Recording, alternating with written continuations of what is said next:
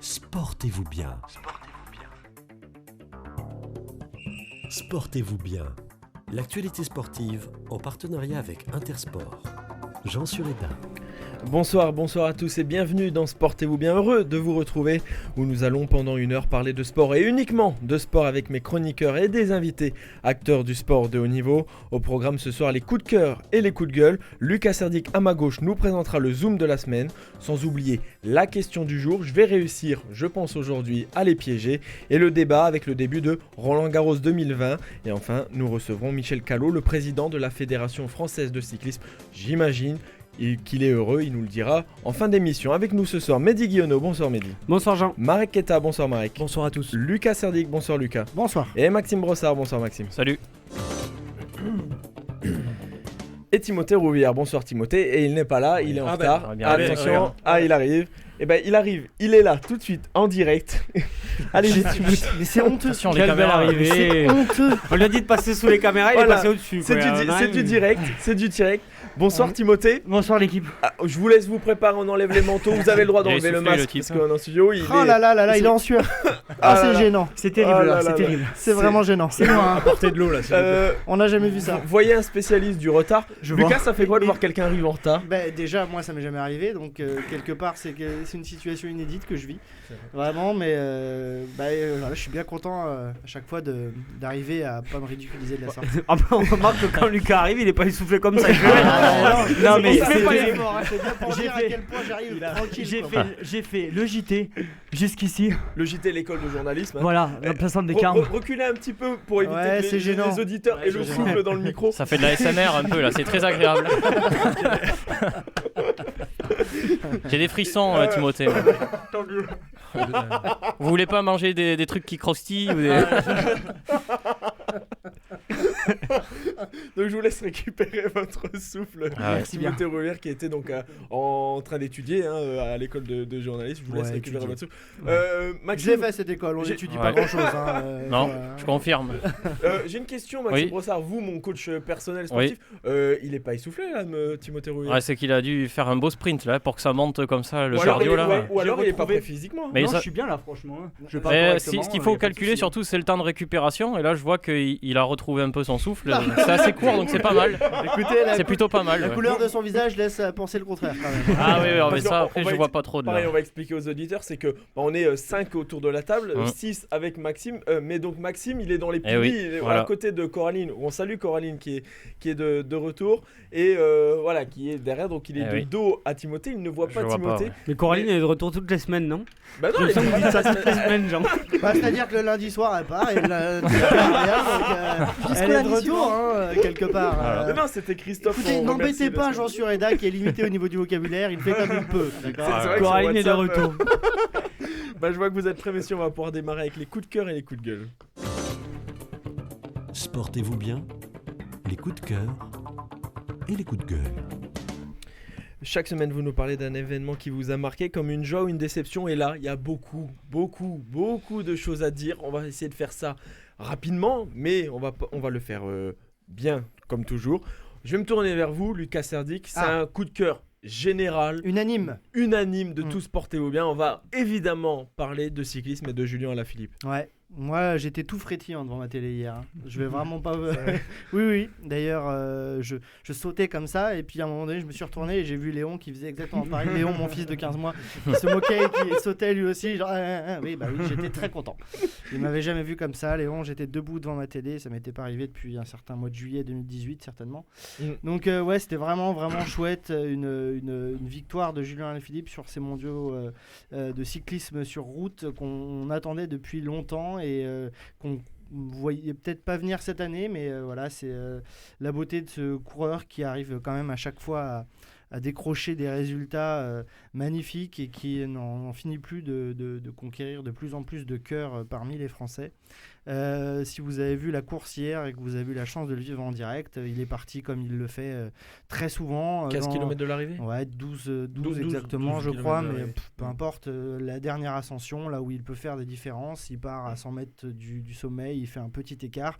Et les gens n'ont toujours pas compris que quand ça partait comme ça, c'était gagné déjà. Je veux dire, moi je le savais qu'à 5 secondes au sommet, il allait gagner parce que derrière, il y a 10 km. De descente où c'est l'un des meilleurs du peloton en descente. Il y a en de la plus, descente, il y a des virages, il y a des relances. C'est une route étroite, il n'y a pas le vent qui va le gêner. Et même si les 5 coureurs derrière, c'était du lourd quand même. On avait, pour tout dire aux auditeurs sur le WhatsApp de Sportez-vous bien, on est tous ensemble. À la fin de la course, vous nous faites une capture d'écran des 10 premiers. C'est quand même titanesque en fait. Ah non, mais en fait, oui, je l'ai là, je vais la refaire. Donc on avait dans le groupe Van Aert, de contre, Kwiatkowski, on avait Alaphilippe, Garchi, Hirschi, Kwiatkowski, Fulsang. Rien que dans ce Pogacar, groupe de Roglic. poursuite et un peu plus C'est plus loin, ça. loin que ça, on avait Primoz Roglic, donc Michael Matthews, Alejandro Valverde, Maximilian Hartmann, Damiano Caruso, Michael Valgren, Michael Woods, Guillaume Martin, Tom Dumoulin, Nibali. Oh là là là, Landa. C'est monstrueux quand même. C'est les meilleurs mondiaux, tout simplement. C'était Pas de les surprise. mondiaux sur route. D'habitude, ils arrivent en fin de saison à un moment où beaucoup de coureurs ont réussi leurs objectifs et donc ils sont peut-être, il y en a qui sont un petit peu absents, qui vont zapper la course, qui sont fatigués, moussés ou blessés. Mais là, ces mondiaux sur route là, ils étaient très très relevés avec un circuit magnifique. Donc ce qu'il a fait, c'est d'autant plus incroyable. Bravo Julien. On dit que Julien Alaphilippe fait une saison, parce que c'est vrai que l'année dernière, il avait fait 13 jours, je crois, en jaune ou quelque chose comme ça. 14 jours sur le Tour de France avec le maillot jaune. Il avait fait une saison incroyable où il avait gagné Milan-San Remo, la Flèche Wallonne, Et Strade Bianche. Strade Bianche aussi. Enfin, il avait fait une année monstrueuse. Et là, on est en train de se dire, ouais, c'est vrai qu'il est un peu en dessous, machin et tout, mais bon, il fait quand même 3ème du championnat de France où il perd à rien. Il fait 2ème de Milan-San Remo où il perd à rien. Il gagne la 2ème étape du Tour de France et il est champion du monde. Finalement, c'est quand même pas mal. Il a porté le maillot jaune aussi. Et il a porté le maillot jaune de la deuxième à la 3ème Après, étape. Julien Alaphilippe, il s'est jamais caché. Pour lui, l'objectif, c'était pas le Tour de France. On sait que c'est pas un coureur qui peut viser le classement général. Il a toujours affirmé que le championnat du monde, c'était son objectif. Les 2-3 dernières années, il est passé à un rien quand même. Et moi, j'ai surtout envie de souligner la victoire de l'équipe, en fait, de l'équipe de France. Thomas Voeckler qui a fait un super travail avec l'attaque de Quentin Paché à 70 km de l'arrivée qui a émoussé un petit peu le peloton. Guillaume Martin a fait un gros travail aussi. Et après, c'est Julien qui a fini le travail. Mais il faut surtout saluer la victoire de cette équipe de France qui a performé. Donc, même si c'est un petit peu décevant pour le Tour de France avec les Français, là, en tout cas, ils auront un peu du présent. Et mercredi, après-demain, il y a la Flèche Wallonne, où il ne la fait pas. Il a gagné en 2018-2019, mais là, il ne la fait pas. Par contre, il fera Liège-Bastogne-Liège dimanche prochain, où il avait fait 2ème en 2015. Donc là, il pourra arborer son maillot arc-en-ciel de champion du monde, donc dimanche prochain. Je me tourne vers vous, Mehdi Guillonneau, parce que un événement, quand même, un énorme événement. Parce que c'est pas celui-là le plus gros événement finalement. Finalement, on va en parler, mais je pense que... Ça le week-end pour la Fédération Française de la Loose. On peut dire Exactement. entre nous, Ah oui, mais ça, vraiment, c'était vraiment pas leur week-end. Parce qu'un week-end où le Stade Toulousain perd et le TFC gagne, c'est quand même rare. Là, on va parler bien évidemment du TFC. Enfin, Toulouse s'impose en football. C'est ça, et on avait presque l'impression qu'il fallait justement une défaite du Stade Toulousain pour que le TFC gagne, voilà, que ça s'inverse. Et ouais, première victoire depuis 332 jours, il y avait eu 3 nuls, 20 défaites sur les 23 derniers matchs. C'est la première fois que le TFC ouvrait le score depuis le 7 décembre 2019. Et c'est la première fois qu'il marquait au stadium depuis le 11 janvier 2020. C'est parce qu'ils n'ont pas ouvert le Non, score. mais Ils n'avaient pas ouvert le score contre vous Brest. imaginez, ça fait presque un an aussi sans avoir ouvert le score dans un match de foot, quoi. C'est assez affolant, voilà, avec cette victoire. Le TFC est 14e.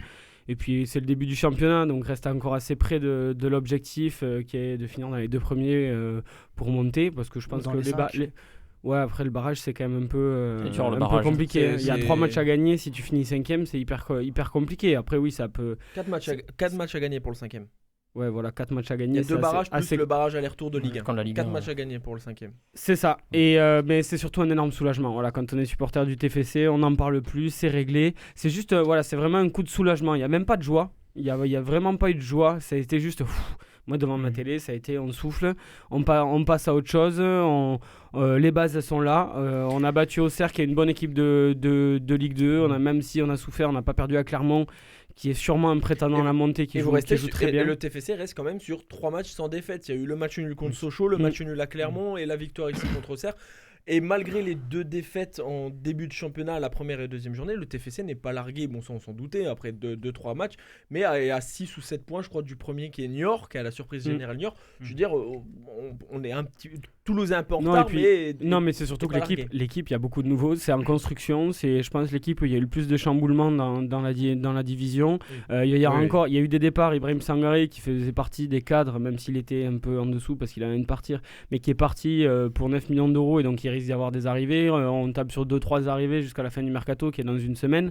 Donc ça veut dire que même d'ici 15 jours, 3 semaines, l'équipe sera pas complètement stable. Donc le but, c'est d'essayer de ramasser le plus de points possible et d'ici un mois et demi, quand ça sera en place, on espère que normalement le Toulouse a le potentiel pour être un rouleau compresseur en Ligue 2 de toute façon. Prochain match samedi 15h face à 3. Le TFC peut être dans les premiers ou pas Oui, bien sûr. Moi, ce que j'aime bien, et bon, Mehdi le dit, effectivement, il y aura sans doute encore des renforts, mais quand même, j'ai l'impression qu'il y a un 11 qui s'installe, qui se dégage un petit peu, des joueurs qui commencent à vraiment rendre la confiance qu'on leur accorde. Bon, en défense, c'est certainement perfectible. Le joueur le plus faible, c'est peut-être finalement le capitaine, et c'est ça qui est un peu dommage. Mais même les 2 autres. Même les 2 autres, oui. Amiens peut faire une saison en Ligue 2 correcte s'il est bien entouré, et Diakité a du potentiel. Gabrielsen, c'est censé être le taulier, et c'est lui qui me fait le plus mauvaise impression. Mais autour, tout le reste, il y a vraiment des gens qui s'affirment. Dupé, Machado, même Sana, qui a fait un bon bout de match, très bon bout de match même au milieu de terrain. Un trio au milieu qui, franchement, ne devrait pas trop bouger. Et, devant, avec la rotation qui peut s'installer entre les 4. Moi, je trouve que c'est intéressant ce qui se passe au niveau du 11 de départ et du banc. Et c'est ça qui est pour moi le mieux. Et le TFC donc qui a passé un bon week-end, qui va passer une bonne semaine et comme vous l'avez dit, qui va recevoir encore une fois, malheureusement pour les supporters du TFC, ce sera encore à huis clos à cause de la pandémie du coronavirus. Ce sera au Stadium contre 3 entraîné par Laurent Batles. Et qui est l'ancien Toulousain en plus, donc retour au Stadium. Et ce week-end, il y aurait pu peut-être avoir de la joie du côté des Spacers, du côté du volley. C'est peut-être pas. On parlait tout à l'heure d'un coup de cœur général. Là, on va presque parler d'un coup de tristesse générale aussi, parce que c'est le vôtre, Marek Keta. On va parler du Final Four de volleyball qui a été annulé. C'est ça, c'est le mien. De Coupe de France, pardon. Ouais, c'est mon coup de gueule, mais c'est le nôtre, comme vous l'avez rappelé, puisque donc ce week-end devaient se tenir les finales de Coupe de France de volley au Palais des Sports, ici à Toulouse. L'événement a été annulé donc en raison de plusieurs cas de Covid positifs détectés au sein des effectifs des Spacers de Toulouse et de Paris. Les 2 équipes ont été contraintes de déclarer forfait vendredi. Néanmoins, la finale entre Tours et Poitiers aurait dû avoir lieu. Qui étaient les 2 autres demi-finalistes forcément, bien sûr. Aurait dû avoir lieu hier jusqu'à la décision en fait dans la soirée de samedi annoncée par Yves Bouget, le président du Tours Volleyball. Eh bien, il a balancé qu'il ne disputerait pas la finale. Et Tours qui est en plus le mastodonte pour ceux qui ne suivent pas le volley, c'est le Paris Saint-Germain en France, c'est le mastodonte. C'est le tenant du titre. C'est le tenant du titre, 10 fois vainqueur. Donc voilà, vous comprenez la décision de Tours de ne pas venir et à la fédération de volley de ne pas donner le titre à Poitiers, puisque Poitiers est la seule équipe qui ne déclare pas forfait. Donc forcément, moi je donnerais le titre de vainqueur de Coupe de France à Poitiers. C'est pour avoir des compétitions en carton. À partir du moment où c'est les résultats, Poitiers, ils n'ont pas envie de gagner la Coupe de France avec sur 3 forfaits. C'est ça. Voilà, sportivement, c'est compréhensible. Comment s'appelait le week-end Final Four. Il faut 4 équipes. Il n'y a pas 4 équipes, et à partir de là, ça vaut plus grand-chose. C'est pas décerné, tout simplement. Et puis oui, on comprend Tours qui n'a pas envie forcément de prendre un risque pour un match qui est déjà de toute façon une compétition qui est tronquée à cause de tout ça. Moi, je le comprends, oui. Après, oui, ce qu'avançait le président Yves Bouget, c'est que les conditions sanitaires n'assuraient pas la sécurité de son équipe. Je crois quand même que, en fait, on est tous attristés aussi parce que les Spacers et l'organisation, la Haute-Garonne, avaient quand même fait en sorte on s'était adapté, on avait réduit le nombre de supporters, enfin de personnes présentes dans le Palais des Sports à 1000. Pour moi, les conditions, elles étaient là. Peut-être que sportivement, effectivement, c'est pas intéressant pour. Peut-être qu'il ne visait pas spécialement l'organisation des Toulousains, mais aussi le fait que Poitiers, par exemple, c'est une équipe qui n'avait pas décidé de faire des tests toute la semaine. Ils l'ont fait juste la veille et peut-être qu'ils se sont dit bon, c'est un peu léger. Ils prennent peut-être ça un peu trop à la légère et un match de volley, il y a du contact. Les joueurs qui sont au filet se touchent forcément, se soufflent dessus, il y a de la sueur, donc peut-être qu'ils estimaient qu'effectivement ça ne valait pas le coup de prendre ce risque. Il n'y a pas de protocole au volley, et c'est un petit peu, c'est sans doute un souci, et je ne sais pas trop comment ça va se passer durant la saison à cause de ça dans le championnat de France. Non, pour finir, en tout cas, on est triste aussi pour les Toulousains qui étaient là pour aussi chez eux défendre, tenter leur chance. Et les Spacers qui avaient été finalistes en 2013, et justement parce que ça devait marquer le début de la saison, et va falloir attendre jeudi. C'est Toulouse qui va ouvrir le championnat contre Montpellier. Ce sera donc au Palais des Sports de Toulouse, huis clos ou pas, on verra. Et sinon, il y a déjà un énorme choc entre Cannes, le champion en titre 2019, parce que 2020 n'a pas été attribué, contre Tours, tout simplement. Donc première journée, déjà un énorme choc. Je me tourne vers vous, Maxime Brossard, parce que là aussi, il y a encore un énorme choc. C'est en finale de la NHL. Oui, c'est la Stanley Cup. Voilà, tous les amateurs de hockey se régalent en ce moment puisque c'est très indécis entre Dallas et Tampa Bay. Le match 6 donc, va avoir lieu ce soir à 2h du matin sur Canal+ Sport. Voilà. Soit vous êtes au chômage, soit vous êtes vraiment fan de hockey pour vous lever. Donc il faut dire que Dallas avait plutôt bien commencé la série. En fait, ils avaient même surpris puisqu'on va dire que Tampa Bay est quand même favori dans cette finale. Ils avaient gagné 4-1, puis Tampa Bay, on va dire, a resserré les rangs et puis ils étaient restés sur 3 victoires de rang. Donc, et puis ils se sont fait surprendre ce week-end par une très accrocheuse équipe de Dallas. Ce match 5, il était totalement fou. Déjà, il y a un duel depuis le début de la série entre les deux gardiens. Vasilevski d'un côté, qui est le gardien de Tampa Bay, et Khudobin, qui est le gardien de Dallas. Ils arrêtent quasiment tous les palets. C'est assez hallucinant. Et au-delà de ce match, dans le match, donc, voilà, il y a eu cette performance incroyable de Dallas. Alors, pour vous restituer un peu la chose, Tampa Bay menait jusque dans le dernier tiers-temps. Il restait 7 minutes, c'est-à-dire qu'à 7 minutes près, Tampa Bay était champion, en fait. Et Dallas a réussi à égaliser par Pavelski, voilà.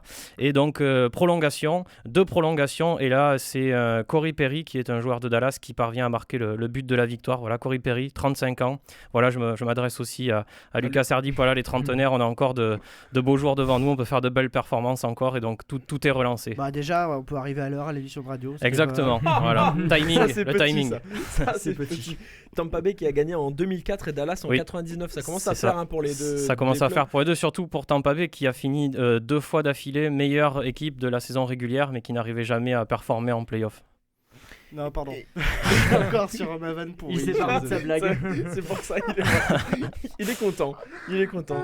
Et vous avez encore un coup de gueule, vous, c'est sur rapidement. Faire une annonce. Conor McGregor qui a annoncé son retour, ce sera en décembre ou en janvier. Son 25e retour. Son 25e retour, mais son 25e retour, ce coup-ci, ça va se faire en boxe. Il a décidé d'affronter Manny Pacquiao, voilà, que vous devez forcément connaître. Manny Pacquiao, 41 ans, champion du monde dans 8 catégories différentes, un monstre de la boxe, un peu comme Mayweather qu'il avait affronté juste avant. J'ai envie de dire que dans la position où il avait affronté Mayweather avant, c'était intéressant puisque c'était le meilleur boxeur du monde contre le meilleur combattant de MMA du monde. Là, McGregor n'est plus du tout le meilleur combattant de MMA du monde, et Pacquiao est un peu vieillissant, même s'il a fait de bonnes performances encore récemment. Donc je sais pas trop l'intérêt de ce combat, à part peut-être faire de l'argent, mais c'est même pas dit qu'il y ait énormément de gens qui suivent ce cirque. Une toute petite question, c'est de la boxe nudiste ou pas? Non, la boxe anglaise. Ah, c'est presque pareil. Oui, voilà, ouais. Voilà, merci. Non, c'était par rapport à sa ses récentes phrases. Ah mais oui, c'est passé en Corse. C'est vrai, en Corse. Voilà, il a beaucoup d'affaires pour exhibitionnisme. Voilà. C'est vrai. Et en fait, il a beaucoup d'affaires sur le dos, en ce moment. Mais souvent, il s'en est plutôt bien sorti. Il y avait une femme aussi qui lui avait réclamé la paternité de son enfant, et visiblement, ça n'a pas été vrai. Il a été blanchi. Donc il vit des moments un peu particuliers, quoi. Voilà, McGregor en ce moment. On pense à lui. Il nous écoute. On pense très fort à lui, ouais. Il nous écoute et on le salue.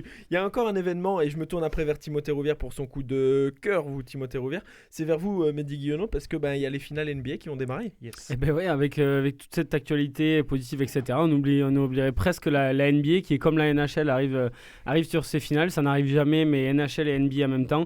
Et la finale, ça sera Lakers-Miami. On le sait depuis hier soir. Miami a gagné le 6e match et a donc battu Boston 4-2. Tout simplement, et donc va être au niveau du jeu, honnêtement, quand on voit le niveau de jeu dans la bulle, ça va être quand même une grande régalade, parce que je pense que ce soit à l'est ou à l'ouest, c'est les deux équipes qui étaient le plus plaisantes à avoir joué. Même si les Lakers partent très très très très grands favoris, Miami va devoir. Et je vous le dis, ils vont gagner Miami. On prend note et on en parlera la semaine prochaine. Je me tourne vers vous, Timothée Rouvière. Votre coup de cœur, c'est sur Quartararo, un Français qui gagne encore. Enfin, on faut à croire que Fabio Quartararo aime que les grands prix espagnols. Espagnol. Il avait gagné 2 fois en ouverture de la saison à Jerez. Là, il a gagné au Grand Prix de Catalogne. Il était en première ligne. Alors, Fabio Quartararo, c'était un petit peu compliqué ces derniers temps. Il y avait eu des abandons, il y avait eu des coups du sort, des contre-performances, des pénalités un petit peu houleuses. Et voilà. Et finalement, il a remporté cette course. Et il reprend la tête du championnat du monde avec 8 points d'avance. Voilà, il reprend la tête du championnat du monde et ça fait plaisir. À 6 Grands Prix de la fin. À 6 Grands Prix de la fin. Le prochain, c'est en France, le prochain Grand Prix de MotoGP. Et ça fait très plaisir de voir Fabio Quartararo performer au plus haut niveau parce que ça avait été un petit peu compliqué. Il y en a certains qui remettaient en cause le fait que ça soit un grand champion. Et au final, il répond sur la piste et c'est le plus important. Le 11 octobre pour le Grand Prix de France. Et il y a une bonne nouvelle parce que vous venez de le dire, il a gagné 3 Grands Prix cette année. Les 3 en Espagne, il reste 6 Grands Prix, donc 4 en Espagne. Donc voilà, normalement, il devrait être sacré champion du monde. Il devrait être champion du monde parce que c'est peut-être l'année ou jamais parce que Marc Marquez ne participe pas cette année. Ça sera peut-être un peu plus compliqué l'an prochain. Donc là, peut-être que ça marchera pour Fabio. Le 18 octobre, il y a le Grand Prix d'Aragon donc en Espagne. Le 25 octobre, il y a le Grand Prix de Teruel. Teruel, je suis pas espagnol, qui est aussi à celui d'Aragon. Ouais. Le 8 novembre, il y a le Grand Prix d'Europe qui est à Valence. Et le 15 novembre, il y a le Grand Prix de la communauté valencienne qui est à Valence, en Espagne. Donc les 4 prochains, les 4 des 6. Et après, c'est au Portugal pour le dernier, pour clôturer la saison. Presque pareil. C'est presque pareil, c'est ce que j'allais dire. Le 22 novembre. Merci messieurs, on a été complet. On va pouvoir passer au Zoom de la semaine. Le Zoom de la semaine et le retour sur les paris. La semaine dernière, on avait parlé de Chambéry-Toulouse. Et on va voir qui a parié quoi. Romain. 25-21 pour Chambéry. Kevin. 24-26. Je vois un 29 pour Chambéry et 31 pour Toulouse. Maxime Brossard. Moi je vais vous dire 33-30 pour Chambéry. Timothée Rouvière. Je vois aussi beaucoup de buts. Moi je pars sur un 31 pour le Phoenix et 27 pour Chambéry. Un message de Coraline qui ne peut pas être là. Elle a donné un 25-22 pour le Phoenix. Et donc c'est Timothée qui s'est imposé, qui va récupérer 2 points. Coraline 1 point, moi 1 point et Kevin 1 point. C'est quoi le score final ? Le score final 28-24. Ah ben c'est ce que j'allais dire. C'est ce que j'allais dire. 4 Vous m'avez pas demandé la semaine dernière, c'est ce que j'allais dire. Alors un message pour les absents parce que Coraline n'était pas là la semaine dernière. Oui, il faut vous envoyer quelque chose. Un message. Si on n'est pas là, c'est qu'a priori on a d'autres choses à faire quoi. Ah bah ça, on va parier en ligne. Donc voilà, et Maxime, vous êtes toujours leader du classement question du jour, on va en parler tout à l'heure, et Zoom de la semaine. Ouais. Le Zoom de la semaine, justement, on y vient avec vous, Lucas Serdic, et on va parler de tennis. Et oui, tiens, pourquoi pas. On a la chance. C'est professionnel. Oui, et puis on a la chance cette année d'avoir 2 Toulousains dans le tableau final de Roland-Garros, et c'est pas tous les ans. Je dirais même que c'est jamais, a priori, en tout cas chez les messieurs. Et là, on a Hugo Gaston qui s'est joliment qualifié tout à l'heure face à un autre Français, Maxime Janvier, 3-7-0 pour le deuxième tour, mais la veille ou l'avant-veille, je me souviens plus, c'était hier. Oui, hier. On a Benjamin Bonzier aussi qui s'est qualifié, 24 ans, pensionnaire du Stade Toulousain, qui s'est qualifié joliment aussi face à un bel espoir finlandais. Alors, je vais essayer de le prononcer comme il faut, Ruusuvuori, 94e mondial, 3-7-1, il s'est imposé le Toulousain de 24 ans. Et au prochain tour, ça s'annonce un petit peu plus compliqué parce qu'il va jouer contre un très très très gros espoir du tennis mondial, un Italien qui s'appelle Yannick Sinner, qui déjà fait un très beau début de saison cette année. Il est né en 2001, alors je ne sais plus s'il a 18 ou 19 ans, s'il les a eu c'est 19 ans, mais en tout cas il est plein de promesses. Il a étrié David Goffin au premier tour, 3-7-0. 11e mondial, le Belge en plus. Ouais, et puis c'est pas le grand David Goffin de la fin de saison, je ne sais plus, 2017 ou 2018, quand il avait affronté l'équipe de France en Coupe Davis, et il marchait un petit peu sur l'eau à cette époque-là, mais tout de même mettre 3-7-0 à David Goffin à Roland-Garros sur terre battue, ça pose un petit peu le bonhomme. 74e mondial, Yannick Sinner, ça va se jouer mercredi. Benjamin Bonzi, c'est que la deuxième fois qu'il atteint ce stade en Grand Chelem, c'était déjà à Roland-Garros en 2017. Figurez-vous qu'à l'époque, il avait bénéficié au premier tour de l'abandon en cours de match d'un certain Daniil Medvedev. Ah oui. Et oui, un jeune. Un jeune à cette époque-là, très jeune. Tête de série numéro 4. Mais il avait perdu après assez largement face à Albert Ramos au deuxième tour, 3-7 sec. Voilà messieurs pour ce que je pouvais vous dire et vous aider. Il a fait un premier tour aussi à Wimbledon et c'est tout. Donc c'est vraiment à 24 ans, pas grand chose niveau expérience en Grand Chelem en tout cas, mais bon, sait-on jamais. Ce sera mercredi certainement en fin de matinée, le début du match. Alors on va parier, mais alors je vais vous demander le nombre de sets, pas le score par set, parce que là, j'étais en train d'écrire. Donc je vais demander le nombre de sets. Je vais commencer avec vous, Coraline. 3-7-0 pour le français ou l'italien? Pour l'italien. Sinner. Putain. 0-3. Mehdi. Même chose. Ouais, vous êtes dur. 0-3. Marek. Bah écoutez, moi je veux croire en notre petit français. Je dois gagner en 5-7, allez. En 5-7, 3-2. Ouais, ça dépend si tu veux marquer des points ou pas, quoi. Moi, je mets 3. Je suis en bas, alors autant. Maxime. Là, mon pauvre Jean, là. Si Maxime il gagne Là, sur le... non, mais là, je pense Je que. t'ai dit plein de choses, Maxime. là. J'étais Tu peux- premier, mais là, c'est la fin d'une époque pour moi. Là. Allez, Maxime. 3-0 pour le français. Il Ouais. va nous faire comme. Il va nous faire comme au foot quand il nous dit non, mais les gars, j'y connais rien. Et le mec, il gagne les quiz, quoi. Le 3-0 3-0 fatigue, game. que là. 3-0 pour le français. Écoute, s'il nous l'a Timothée. fait, moi je serais pas bien. hein. Moi je vois 3-1 pour l'Italien. Ouais. Comme je suis pas 3-1 très pour optimiste. l'italien. Mm. Lucas. Ouais, j'allais dire ça. 3-1. Moi j'ai dit 3-1 pour le français. Et Kevin 3-7-1 pour l'Italien. et 3-7-1 pour l'italien. Et ben voilà, nous sommes complets. On va pouvoir passer à la question du jour et comme ça on verra la semaine prochaine les résultats. C'est des mercredi, hein, c'est ça? C'est mercredi, fin de matinée normalement, s'il a plu. Voilà, enfin il y a la pluie donc laisse ce sera tranquille. dimanche J'ai prochain. pas de retard. On passe à la question du jour. Sportez-vous bien? La question du jour. La question du jour, les questions du jour, j'en ai deux. Alors on va voir le temps parce qu'on va pas mentir aux auditeurs, on est un petit peu en retard sur le planning. Allez, je vais vous poser une question difficile et je vais offrir 2 points pour cette question. Je sens déjà Lucas qui va me dire mais c'est quoi cette question, Non mais etc. Jean Sureda, j'ai décidé d'arrêter de faire C'est ça. vrai? Oui. Bah, attendez que je pose Ah. la question et après vous. Après, il Après, pourra ça, râler, peut, ouais. ça peut très bien être plus fort que moi, mais. Le 25 mai 1970, Ah. lors du premier tour de Roland-Garros, nous sommes dans le thème, quelque chose d'unique s'est passé. Et je vous demande quoi? Répétez votre question. Voilà. Le Lucas 25 mai regrette. 1970, il s'est passé quelque chose d'unique lors du C'est premier ça. tour de Roland Garros. Exactement. Et je veux C'est la savoir quoi. première diffusion d'un match à la télévision. Non. En couleur. Non, Est-ce que c'est un lien est-ce que c'est un lien avec la télévision déjà? du tout. Avec les médias? Ça vous vous rappelez de la semaine dernière? Oui. Bah Oui, c'est pour ça. Ah ouais, Avec ouais. le sport? C'est sportif? C'est sportif, oui. C'est pas un lien avec la météo déjà. Coraline et Kevin peuvent jouer. hein. À la météo, non, du tout. Le 25 mai 1970. C'est premier tour en plus donc. Oui, lors du 25 mai Il 1970, s'est lors du passé, premier quelque tour de chose. Roland Garros, quelque chose d'unique s'est passé.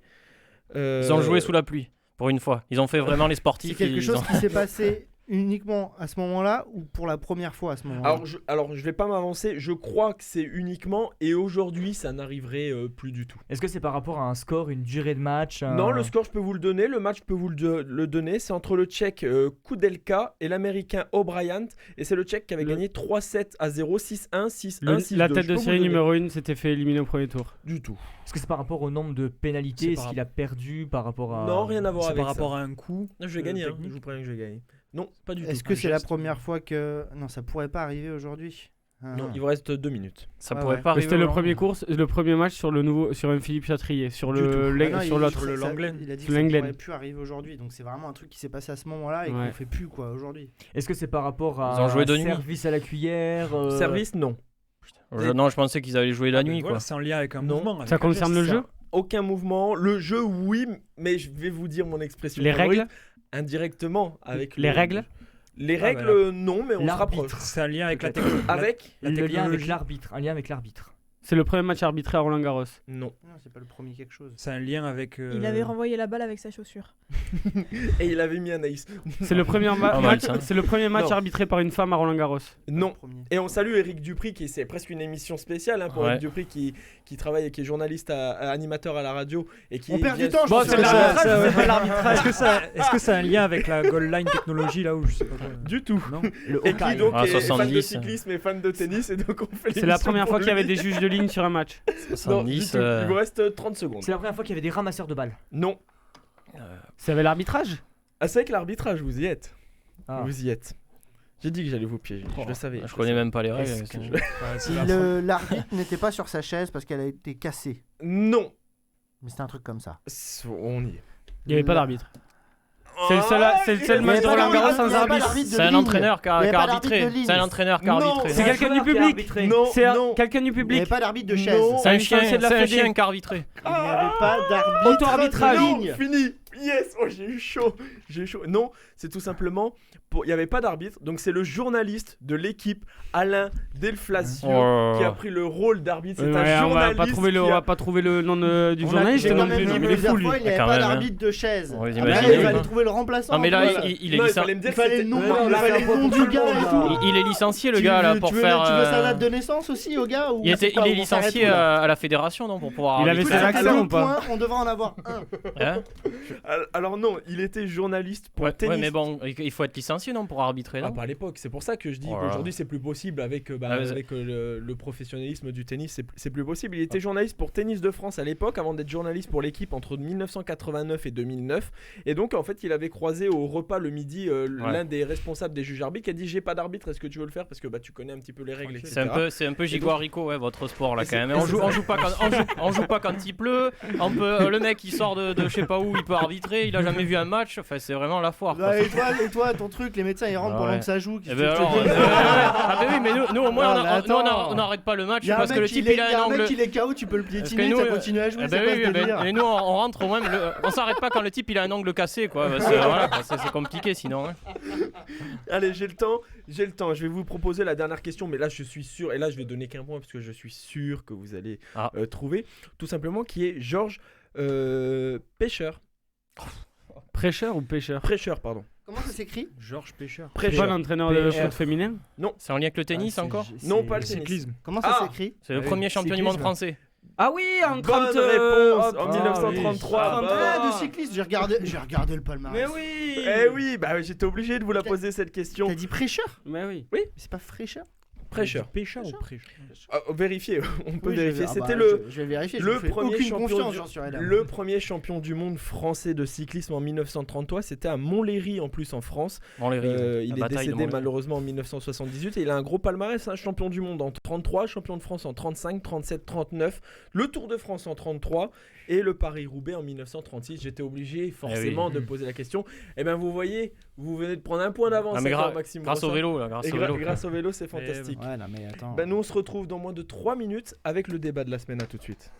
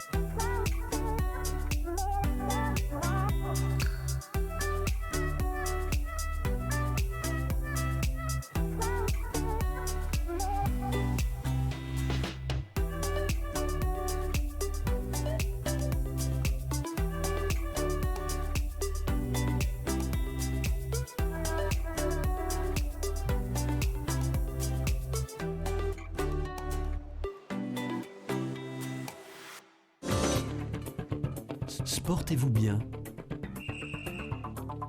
Le débat.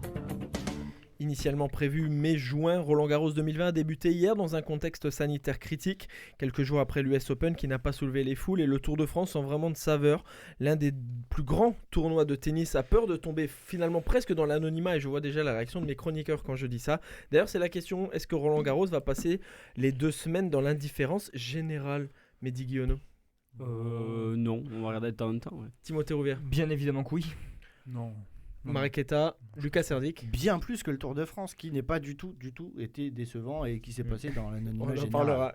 Et bon, par politesse, Maxime Brossard. Ah, pour moi, oui, ça c'est sûr. Ah oui, là. C'est tous les années, Maxime. Pour lui, c'est Alors, la différence générale. on va expliquer aux auditeurs, on est transparent. Je suis les transparent auditeurs avec le connaissent. Ah oui, il le connaît un Ça petit peu. ça fait maintenant, c'est la 3e année, vous commencez à savoir que Maxime Brossard, le cyclisme et le tennis, Si, le vélo un peu quand même. Ça un va, petit ça peu, va. mais bon, le tennis, le cyclisme, c'est pas trop... Disons que le Il vélo. y a un peu de dopage, ça l'intéresse. Disons que le vélo, j'ai du respect quoi. Ouais. Non, j'ai quoi.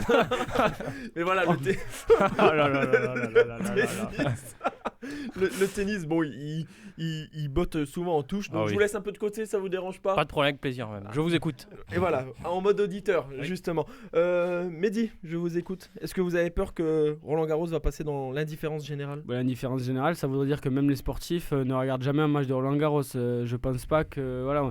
Alors effectivement, moi, contrairement à d'autres années, je ne regarderai pas les matchs, à part si j'y tombe dessus. Et C'est ça que je veux dire. Et c'est j'ai effectivement les premiers tours, je vais vous le dire, j'en ai complètement rien à faire parce que on est aussi pour l'ambiance, on entend un petit peu ce qu'il y a autour et là il y a absolument rien autour. Mais un quart de finale avec de très haut niveau, à huis clos, pas à huis clos, bah, ça reste du beau jeu. Et donc quand on aime le tennis et qu'on regarde régulièrement du tennis, eh ben, on le regardera, ou une demi-finale ou une finale. Je pense que la première semaine effectivement on va passer un petit peu à l'as et France Télévisions, Eurosport, nos confrères feront peut-être pas des audiences de folie, mais la deuxième semaine je pense que ça sera un petit peu plus suivi.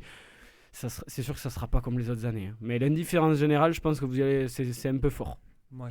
Lucas Serdic, vous êtes d'accord avec ça ou pas? Ouais, non, bien sûr. Moi, je trouve que l'US Open, effectivement, a été assez vécu dans une forme d'indifférence, que le début de Roland Garros l'est aussi. Il n'y a pas ce parfum, voilà, il n'y a pas ce mois de mai et les révisions du bac pour les lycéens ou pour les étudiants qui passent des concours. Il n'y a pas, le public, il n'y a pas ces premiers tours avec des Français poussés par le public, justement. Là, il fait froid, il fait pleut, gris, l'ambiance est morose un petit peu.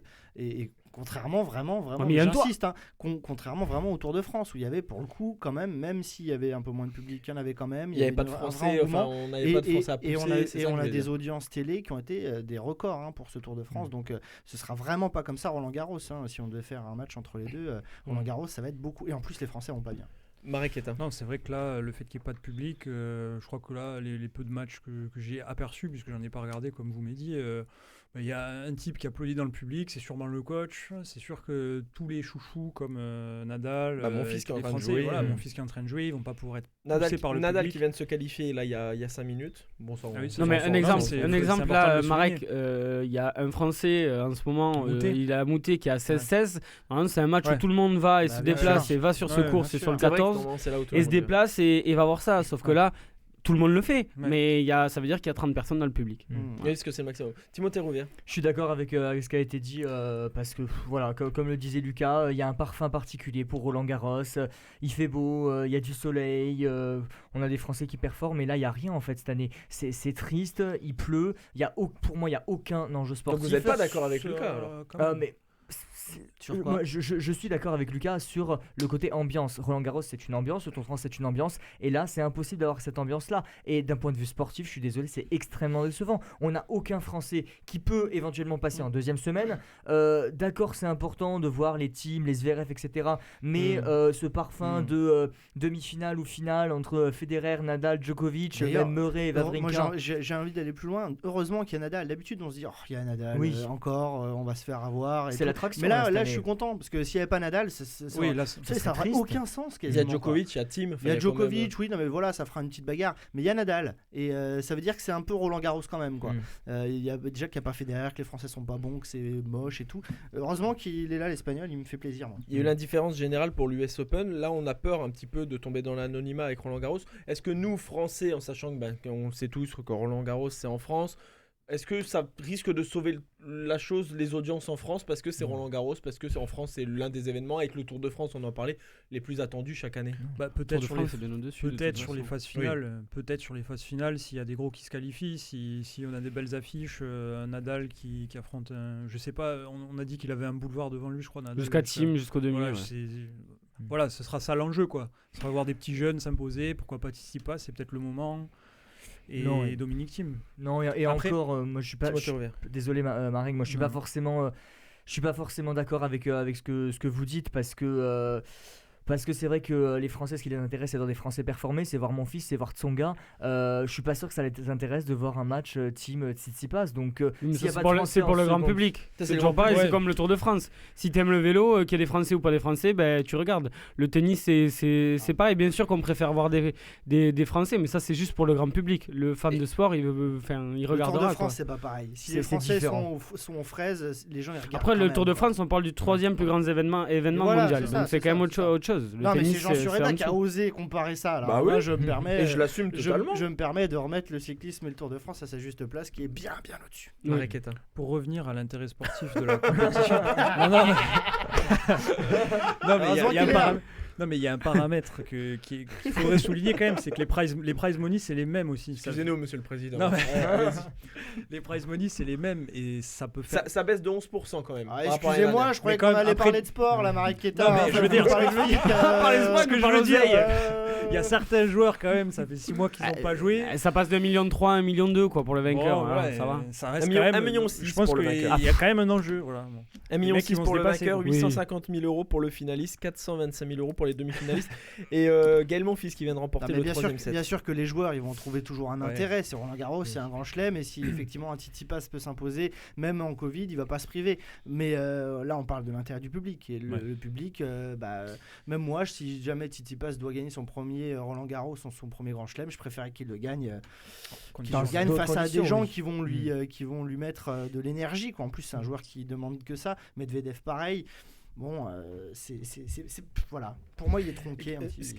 Sportivement parlant, je reprends vos propos, Marek. Ouais. Ce qui peut sauver Roland Garros, est-ce le fait qu'il y ait eu l'US Open juste avant? Alors, on est d'accord, c'est la terre battue sur dur, c'est pas du tout la même chose, mais il y a quand même certaines sensations qui peuvent revenir à l'US Open. Il y a eu Est-ce que l'US Open avant peut sauver en termes de niveau, en termes de rythme, Roland Garros? Là, on parle juste sportivement parlant. Timothée? Moi, je suis pas forcément d'accord. Moi, je pense que toutes les compétitions sportives et tennistiques ont été rassemblées.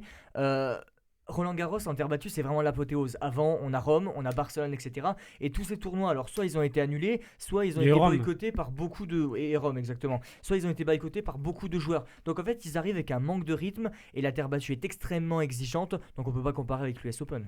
Ouais, mais j'ai vu des beaux matchs, notamment moi à Rome, j'ai vu des beaux matchs à Hambourg. Schwartzmann les conditions, impressionné face à Nadal. On n'a pas noté ça, mais c'est quand même des conditions hyper différentes entre le mois de mai aujourd'hui. Aussi. Il va pleuvoir dans les prochains jours. Ça va être très très très lent, donc ça va changer beaucoup de choses.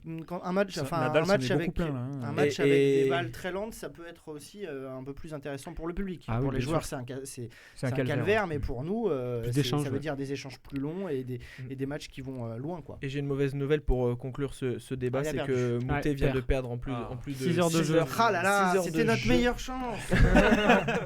Donc voilà, et on va ça fait 20 ans qu'on n'a pas de français d'ailleurs. C'était pas loin d'être notre meilleure chance, c'est ça qui est le pire dans cette histoire. Et on va suivre tout au long des 2 semaines de la quinzaine Roland Garros, et nous on va parler de cyclisme avec le président de la Fédération française.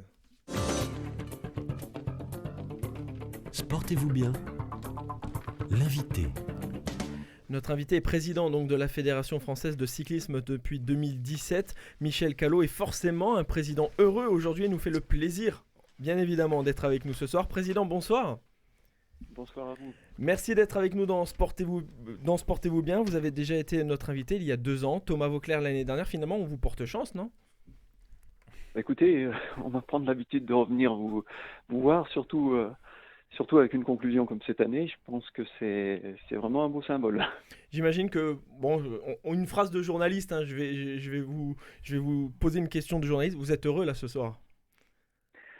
Oui, c'est une satisfaction profonde parce que il y a eu plein de choses autour de cette victoire, à commencer par une dynamique collective incroyable, la qualité de la vision du coach de Thomas Voeckler j'ai eu la chance d'assister au briefing la veille et finalement un déroulement de la course qui se passe exactement comme c'était prévu et puis l'émotion extraordinaire des derniers kilomètres de Julien. Donc tout ça, oui, ça laisse une satisfaction profonde. Je suis un président heureux ce soir, c'est sûr. Racontez-nous comment vous avez vécu les dernières minutes de course. Au moment où Julien Alaphilippe s'échappe à 12 km de l'arrivée, comment vous avez réagi ? Est-ce que vous vous êtes dit c'est trop tôt, il n'y a pas assez de temps, pas assez d'écart ? Comment vous avez réagi par rapport à ça ? Non, d'abord, c'était impressionnant parce que c'était exactement le plan de Thomas qui se déroulait devant nos yeux à tous les étages de la course. Donc on n'était pas surpris. Mais on était quelques Français à être regroupés là-bas, proche de l'arrivée, et je peux vous dire qu'on décomptait à voix haute les secondes au fur et à mesure que l'avance s'accroissait, et évidemment avec une inquiétude, parce que derrière, on sait très bien qu'un coureur comme Van Aert il y avait du monde derrière. Pouvait à lui tout seul faire basculer la course et revenir, et provoquer le retour, en tous les cas, sur Julien. Donc beaucoup de stress, évidemment. Vous étiez à la causerie la veille, vous venez de nous le dire. Vous l'avez senti, ce coup, la veille, ou pas ? Parce que comme l'a dit Guillaume Martin chez nos confrères d'RMC, je crois, pour les citer, où il avait dit c'est plus facile au tableau noir et c'est difficile de le mettre après en pratique le lendemain. Mais vous l'avez senti que le coup était jouable le lendemain ? Je pense que le statut finalement de l'équipe de France, qui était un statut plutôt d'outsider, sans enlever rien à la qualité de Julien, mais au regard simplement de ce qui s'était passé sur le Tour de France, a laissé peut-être aussi plus d'originalité dans le plan qui a été construit par Thomas Voeckler. Et à partir de là, on sentait que ça pouvait fonctionner. Après, il restait une inconnue, c'était les jambes de Julien Alaphilippe, et puis bien évidemment la capacité de ses adversaires à suivre une attaque que tout le monde attendait de toute façon. Donc c'est encore plus difficile de sortir à ce moment-là. Mais on avait quand même au fond de nous un espoir qu'il puisse se passer quelque chose de particulier ce dimanche à Imola. Pas d'inquiétude au début donc finalement de la course où Julien Alaphilippe est dans le peloton, il est derrière. Vous avez peut-être peur que les jambes étaient un peu coupées à ce moment-là, ou c'était vraiment dans le plan justement que vous venez de dire avec Thomas Voeckler ? Non, c'était complètement dans le plan jusqu'à la prise en main par deux de nos coureurs qui étaient prémédités. On savait qu'ils allaient, comme on dit, se garer rapidement pour essayer simplement de lancer la course et d'en laisser le poids aux autres nations. Et quand on le voyait se dérouler au kilomètre près où c'était prévu, là c'était très très rassurant évidemment pour nous. Et je vous dis, il restait que l'inconnu de savoir si, évidemment vraiment dans le final, Julien serait effectivement le plus fort, ce qu'il a été après de manière incroyable. C'est une victoire française pour la première fois depuis 23 ans. Vous parlez là, depuis le début de l'interview, beaucoup, et à juste titre, de Thomas Voeckler, de son plan. Justement, c'est peut-être une victoire personnelle aussi pour vous. Vous avez nommé Thomas Voeckler sélectionneur de l'équipe de France. Oui, je crois que je m'en suis jamais caché. Moi, j'ai toujours souhaité travailler avec un sélectionneur qui apporte une originalité tactique. Ça a été le cas avec Cyril Guimard et ce qui s'est passé à Innsbruck. Mais on avait aussi besoin d'ajouter une dimension plus collective. Et Thomas sait à merveille allier les deux. Et effectivement, c'est aujourd'hui aussi pour moi un petit peu le sentiment du devoir accompli en la matière, puisque une victoire comme celle d'hier, elle se construit aussi avec toute l'équipe. C'est indispensable. Et pour ça, il faut un leader également du côté du management sportif. Et je crois que là, l'équipe de France a trouvé en la personne de Thomas vraiment le personnage idéal. La question d'un chroniqueur, Lucas Serdic. Oui, bonjour Monsieur le Président.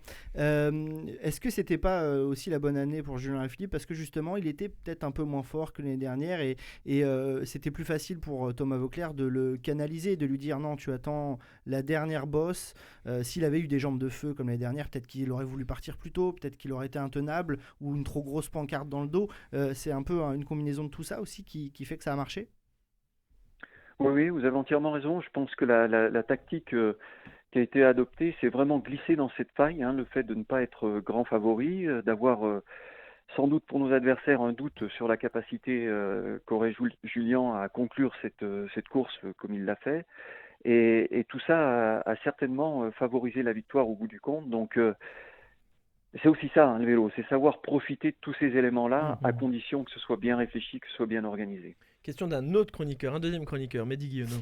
Est-ce que justement aussi le fait, quand vous regardez le classement, les 10, on en parlait dans l'émission, les 10, les 15, les 20, les 30 premiers, on n'est pas encore plus fiers d'avoir remporté ça avec l'équipe de France et avec Julien Alaphilippe, parce que quand on regarde même les classements des dernières années, il y a toujours une ou deux surprises. Là, il n'y en a pas, il n'y a que les gros, et Julien remporte peut-être la plus belle de ces dernières années. Est-ce qu'il n'y a pas encore plus de fierté? Ah oui, vous avez totalement raison. C'est énorme quand on voit le classement, quand on imagine même au départ sur un circuit comme celui-ci, un coureur comme Van Aert, on se dit il est juste imbattable. Comment le sortir dans les bosses alors qu'il lançait plus que les pieds de colle avec la Jumbo pendant le Tour de France. Comment le battre au sprint alors qu'il est irrésistible en ce moment. Et puis la liste effectivement de tous ceux qui sont comme vous le dites, dans les 20-30 premiers, qui restaient dans le peloton. Quand vous voyez, je crois que c'était dans l'avant-dernière montée, un coureur comme Richie Porte qui se fait lâcher à la pédale dans une côte de 2 km. Vous vous dites qu'effectivement, là, on avait nos 3 meilleurs coureurs dans le top niveau de mondial, ça c'est évident. Julien Alaphilippe a gagné à Imola, donc en Italie, un championnat du monde qui aurait pu se dérouler en France. Président initialement prévu en Suisse, donc l'UCI a choisi l'Italie plutôt que la planche des belles filles en France. Pourquoi ça ne s'est pas fait ? Alors, c'est le clin d'œil en plus qu'on gagne à Imola, justement. C'est vrai. C'est le clin d'œil. Alors, ça s'est pas fait à la planche des belles filles. Je crois qu'à partir du moment où l'UCI s'est trouvé face à plusieurs solutions pour reprendre ce championnat du monde, ils ont évalué les candidatures. Il y a plusieurs paramètres qui sont entrés en ligne de compte. On avait une très belle solution sportive à la planche des belles filles. Les Italiens avaient peut-être une meilleure solution globale, notamment sur le plan financier. Et voilà, l'UCI a arbitré sur tous ces critères, mais c'est vraiment sans regret pour nous. Alors non seulement avec la victoire de Julien aujourd'hui, mais parce que je crois qu'on était très très fiers, et moi particulièrement, de pouvoir porter cette candidature qui a mobilisé à la fois les collectivités territoriales, mais à la fois notre ministère qui en moins de 8 jours nous a dit oui, banco, on y va, on vous accompagne. Et ça, pour la crédibilité du cyclisme, c'était important. Et vous me voyez venir, la dernière fois c'était à Plouay en 2000. Depuis, par exemple, à titre de comparaison, l'Italie a reçu 3 fois avant cette année, c'était en 2004, en 2008 et en 2013. Ça donne envie d'organiser des mondiaux ou pas ? Oui, forcément, mais est-ce que vous allez vraiment faire la démarche pour les années à venir d'organiser les mondiaux en France de cyclisme ?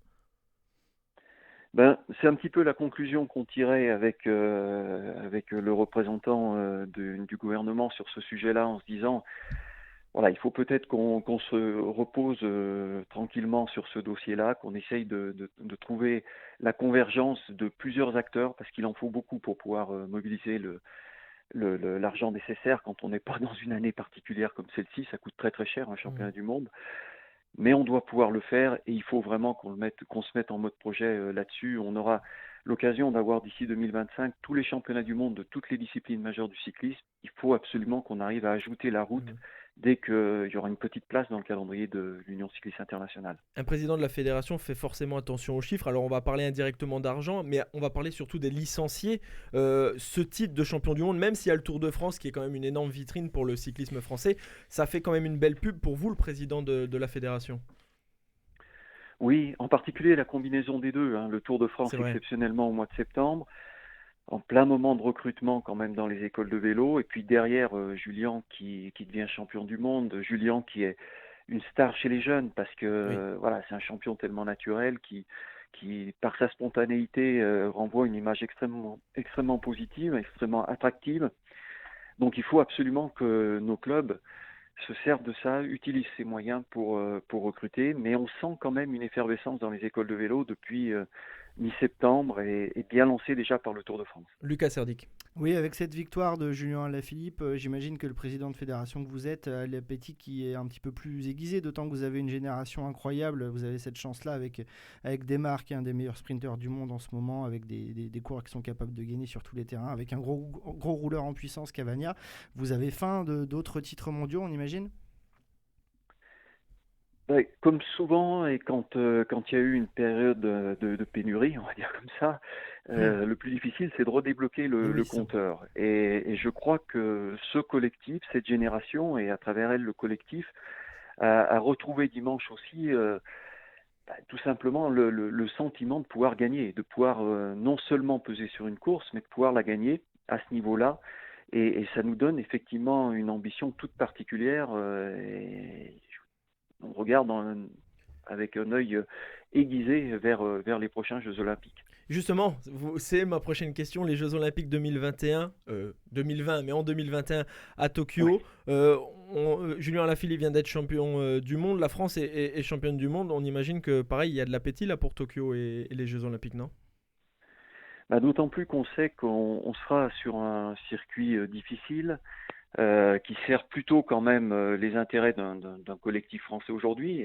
Vous l'avez dit, on a pour le sprint Arnaud Demar qui est un leader vraiment de tout premier plan sur la scène internationale, mais on sait que c'est aussi un petit peu plus aléatoire, les courses qui se terminent au sprint. Quand c'est en montagne, sur des circuits difficiles et que vous avez un collectif de grimpeurs, là vous avez beaucoup plus de chances dans votre jeu. Et effectivement, Tokyo va nous amener cette opportunité de pouvoir présenter une équipe de France assez, je ne sais pas si elle sera favorite, mais en tous les cas très consistante pour pouvoir viser la plus haute marche du podium. Et pour préparer les Jeux Olympiques 2024 qui seront en France, là il y aura peut-être un peu plus de pression également. Merci beaucoup, Président. Merci à vous. Merci d'avoir été avec nous dans Sportez-vous bien, bonne continuation et encore une fois félicitations pour le titre de champion du monde, parce que oui, c'est Julien Alaphilippe sur le vélo, c'est Thomas Voeckler le sélectionneur, mais vous êtes bien évidemment dans ce trio, dans ce tiercé gagnant, si vous me permettez l'expression, pour ces titres de champion du monde de Julien Alaphilippe. Merci beaucoup, Président. Merci à vous, bonne soirée. Merci beaucoup, et nous messieurs, on est obligé de finir avec le cyclisme, on va en reparler quand même, on en reparlera sûrement la semaine prochaine. Lundi il y a Liège, donc forcément j'imagine il y a que les Ardennaises, il y a effectivement aussi les Flandriennes derrière avec premier Tour des Flandres de Julien. Exactement, qui va découvrir le Tour des Flandres avec son beau maillot de champion du monde et complètement décomplexé, sans stress. On sait jamais ce qui peut se passer. Et il y a quand même le Tour d'Italie qui démarre dans une semaine aussi. En plus, c'est vrai. Très excitant. On parlera, je crois, encore de cyclisme. Vous êtes d'accord avec ça, Maxime Brossard? J'aime bien le vélo, moi, il n'y a pas de problème. Que s'il y a des dopés, il a dit. Non, j'ai suivi la course là, et puis même la dernière fois, j'avais même regardé Championnat de France. Donc voilà, c'est vrai, une magnifique course d'ailleurs. Bien sûr. Bon, merci messieurs, merci à Coraline à la réalisation. On se fait frapper. Bah oui, parce que le chrono passe. À lundi prochain dans Sportez-vous bien.